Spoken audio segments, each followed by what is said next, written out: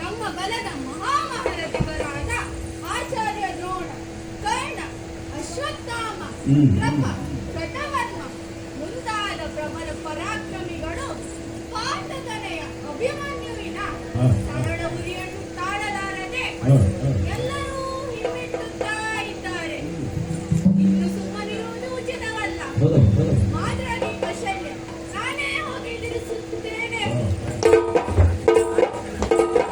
ಕೆಲವೋ ಬಾಲಕ, ಏನು ಹೇಳು? ಹಾರಬೇಡ, ಅಲ್ಲಿಯೇ ನಿಲ್ಲು. ನಿನಗೊಂದು ಹೆಮ್ಮೆ ಇದೆ. ಏನದು?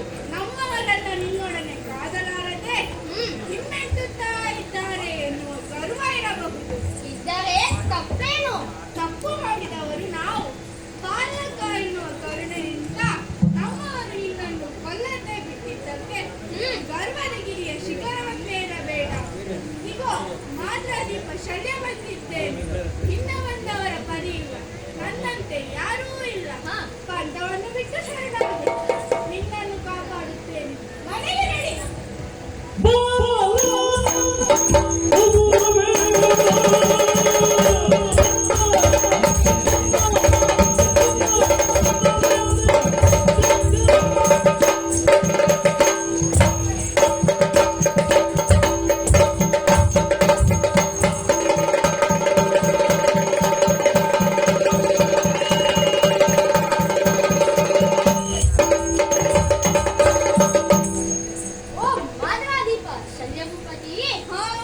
ನಿಮ್ಮ ಕಡೆಯವರಿಗೆಲ್ಲ ಒಂದೇ ಕಾಯಿಲೆ ಎನ್ನುವುದು ಖಂಡಿತವಾಯಿತು.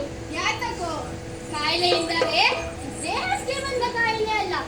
ದೇಹದಲ್ಲಿ ಕೌರವನ ಅನ್ನವಿದ್ದು ಅನ್ನ ಶತ್ರುಗಳಂತೆ ಸರಿಯಾಗಿ ಬೆಳೆದಿದ್ದೀಯ ವಿನಃ ತಿನ್ನಕ್ಕೆ ಸರಿಯಾದ ಕೆಲಸ ಒಬ್ಬರು ಮಾಡಿದವರಿಲ್ಲ. ಪ್ರತಿಯೊಬ್ಬರು ಒಂದು ಹೇಳುವ ಮಾತು ಒಂದೇ: ನೀನು ಬಾಲಕನಾಗಿದ್ದರಿಂದ ನಮ್ಮವರೆಲ್ಲ ಕೈ ತೊಳೆದು ಬಿಟ್ಟಿದ್ದಾರೆ. ನೀನಿನ್ನು ವಯಸ್ಸಿನಲ್ಲಿ ಚಿಕ್ಕವ, ಶರಣಾಗು, ಮನೆಗೆ ಹೋಗು ಎನ್ನುವುದೇ ವಿನಃ ನನ್ನನ್ನ ಇಡೀ ಸಿಗೆದ್ದವರು ಒಬ್ಬರೂ ಇಲ್ಲ. ಈಗ ನೀನೊಬ್ಬ ಬಂದೆ ಅಶನ ದಾಂಡಿಗ. ನಿನ್ನ ಸ್ಥಿತಿಗೆ ತಕ್ಕ ಮಾತನಾಡ್ತಾ ಇದ್ದೀಯ. ನಿನ್ನ ನಾಲಿಗೆ ಚಪ್ಪಲ ಎನ್ನಿಸುತ್ತೇನೆ. ಇದಿರಾಗು. ನಾನು ಈಗ ಬಿಟ್ಟಾಗಿ ಬಹಳ ಮಾತನಾಡುತ್ತೀನಿ. ಬಾಯ್ ಮುಂದೆ.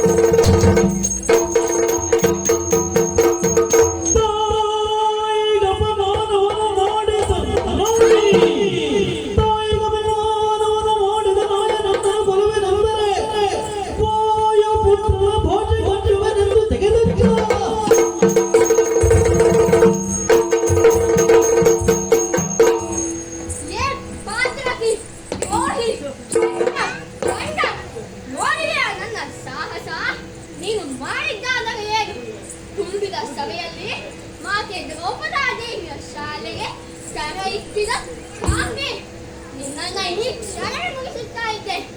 ಏನು ಮಾಡೋಣ ಹೇಳು?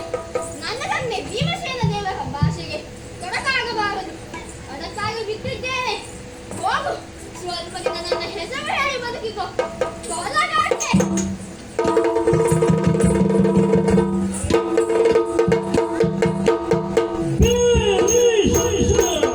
ಅದನ್ನು ತೆಗೆದು ಒಳಗೆ ಹಾಕಿ.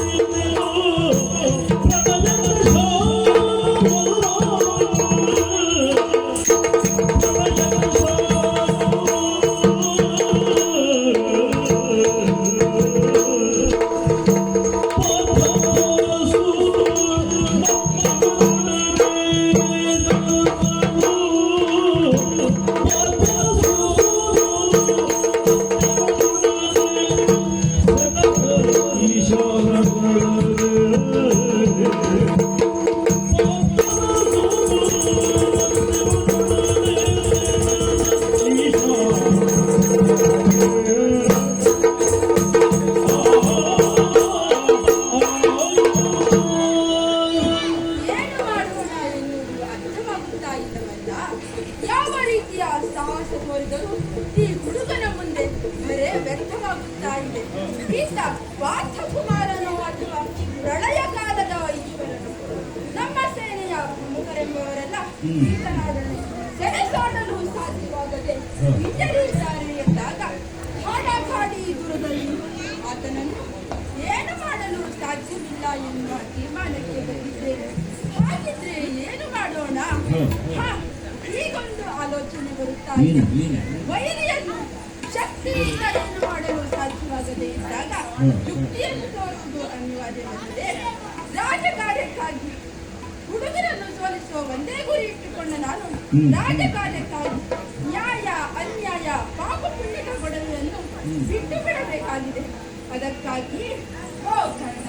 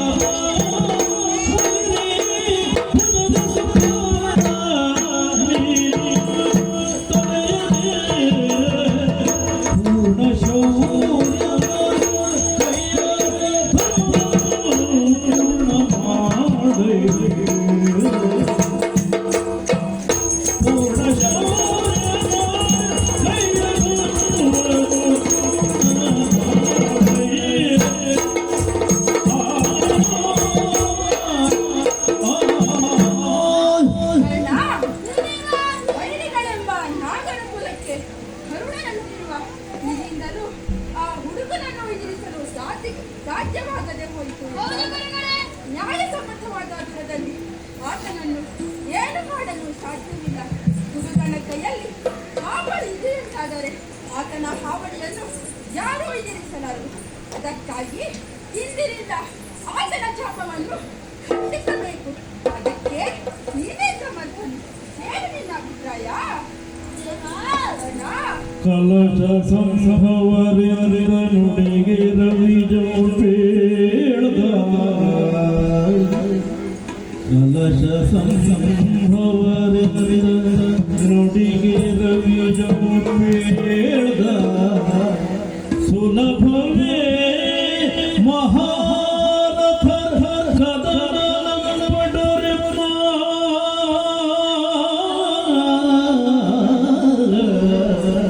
ಸುಲಭವೇ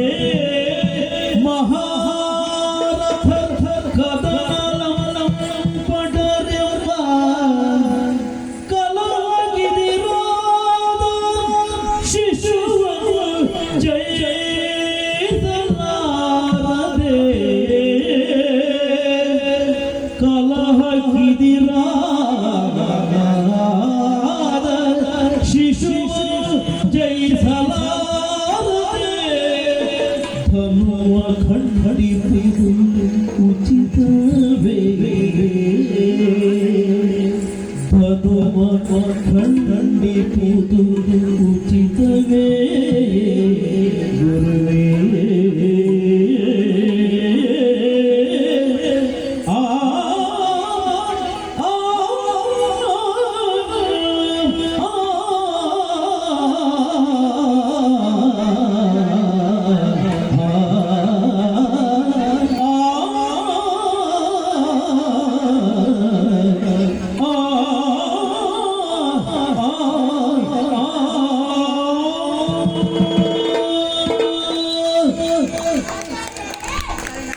ಅಭೇದ್ಯವಾದ ಚಕ್ರವ್ಯೂಹವನ್ನು ತೊರೆದು ಏಕಾಂಗಿಯಾದ ದುರಸಮರ್ಥನಾದ ನಮ್ಮನ್ನೆಲ್ಲ ಏಕಾಂಗಿಯಾದ ಹುಡುಗನೊಬ್ಬನೇ ಗೆಲ್ಲಿದ ಅಂತಾದರೆ ಯಾರಾದರೂ ಅವನ ವಿಷಯದಲ್ಲಿ ಹೆಮ್ಮೆ ಪಡಲೇಬೇಕು. ಅಂತಹ ಒಬ್ಬ ಹುಡುಗನನ್ನು ನೀವು ಗೆಲ್ಲಲೇಬೇಕು ಎಂದು ತೀರ್ಮಾನಕ್ಕೆ ಬಂದರೆ ನ್ಯಾಯಸಮ್ಮತವಾದ ಯುದ್ಧವನ್ನು ಕೈಬಿಟ್ಟು ಒಂಟೆಗಳಂತೆ ಹಿಂದಿನಿಂದ ಹೋಗಿ ಅವನ ಬಿಲ್ಲನ್ನು ಹೊಡೆಯುವುದು. ಅಲ್ಲವೇ ಈ ನೃತ್ಯಕ್ಕೆ ಲೋಕ ಹೆಚ್ಚಿದೆ. ಅಥವಾ ಈ ಮೋಸದಿಂದ ನಾವು ಗೆದ್ದರೂ ಅದು ನಮ್ಮ ಗೆಲುವು ಆದೀತೆ. ಅಂತಹ ಆತ್ಮದ್ರೋಹದ ಕೆಲಸವನ್ನು ನಾನೇ ಮಾಡಬೇಕೆ? ಹೇಳಿ ಸ್ವಾಮಿ, ತಾವು ಅಂತಹ ಕೃತ್ಯಕ್ಕೆ ತನ್ನನ್ನು ಪ್ರಚೋದಿಸಬಹುದೇ? ನಾನಂತೂ ಈ ದುಷ್ಟ ಕೃತವನ್ನು ಮಾಡಲಾರೆ. ನನ್ನಲ್ಲಿ ಹೇಳಬೇಕು. ಭೂಮಿ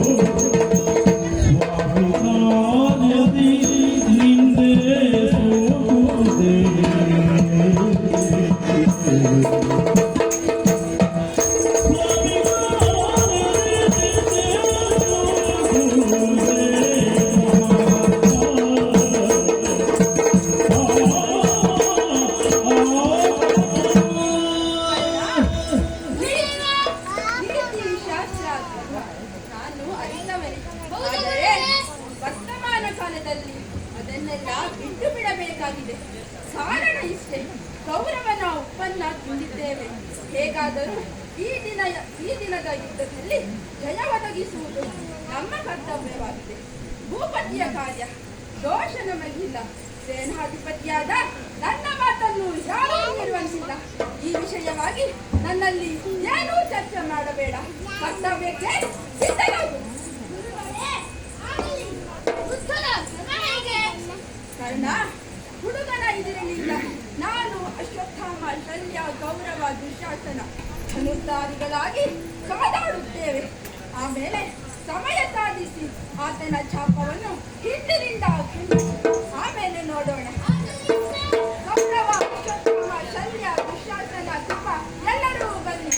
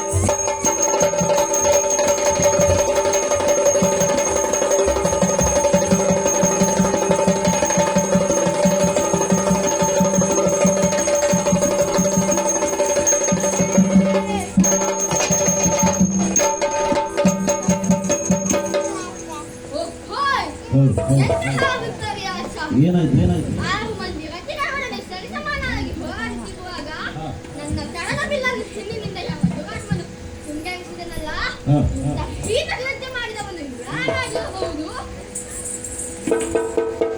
ಓ,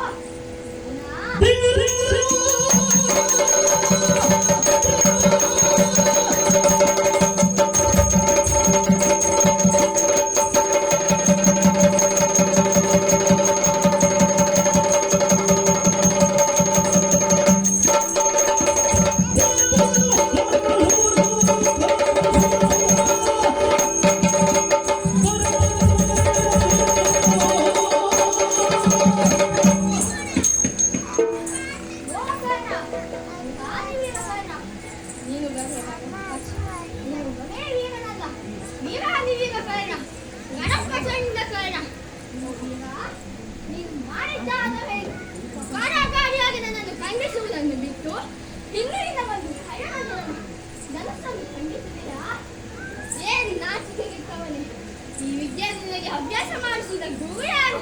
ಇದು ನಿನಗೆ ಕೀರ್ತಿಸುವಂತ ಕೃತ್ಯವೇ? ನಿನಗೆ ನಾಚಿಕೆ ಇಲ್ಲವೇ? ಈ ನಿನ್ನ ಮಾನಗಿದ್ದ ಹೊಗೆಯನ್ನು ನಿನ್ನ ಕಾರ್ಯರಿಗೆ ಹೇಗೆ ತಿಳಿಸುತ್ತಿ?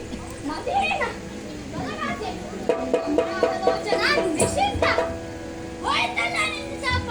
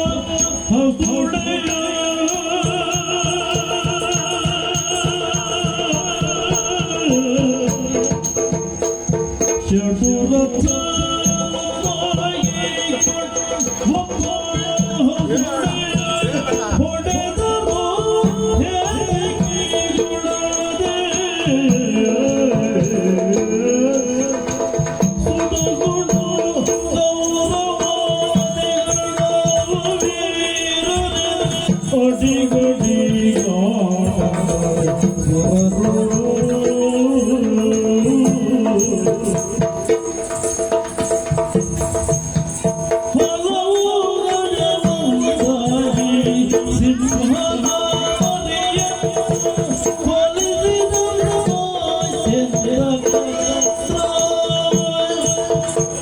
ಕಳುಹಿದ ಅಪ್ಪರ ಹಿರಿಯರ ವೇಗದಿ ಹೊಳೆವ ವೀರನ